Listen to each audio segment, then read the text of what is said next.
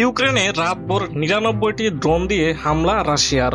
ইউক্রেনে রাতভর ৯৯টি ড্রোন দিয়ে হামলা চালিয়েছে রাশিয়া।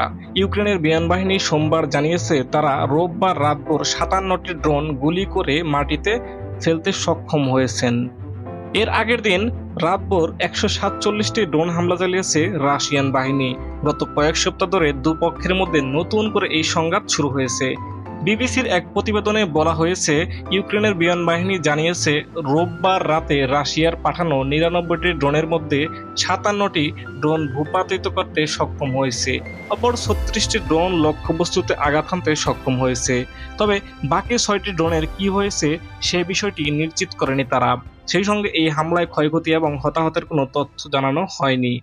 এর আগে শনিবার রাতভর কিয়েভ রাশিয়ার ড্রোন হামলায় ৩ জন নিহত হয়েছে এবং ১০ জন আহত হয়। স্থানীয় কর্মকর্তারা এই তথ্য জানিয়েছেন। এক প্রত্যক্ষদর্শী বলেন, ড্রোনের ধ্বংসাবশেষ একটি অ্যাপার্টমেন্টের ব্লকে আঘাত করায় সবাই চিৎকার করতে শুরু করে এবং দৌড়াতে শুরু করে। ইউক্রেনের বিমান বাহিনী জানায়, রাশিয়া শনিবার রাতভর ১৪৭টি ড্রোন হামলা চালিয়েছে, যার মধ্যে ৯৭টি প্রতিহত করা সম্ভব হয়েছে এবং ২৫টি লক্ষ্যবস্তুতে আঘাত করতে ব্যর্থ হয়েছে। ইউক্রেনের জরুরি পরিষেবা বিভাগ জানিয়েছে, কিয়েভের এক জেলায় ধ্বংসস্তূপের মধ্য থেকে এক শিশু ও এক পুরুষের মরদেহ উদ্ধার করা হয়েছে।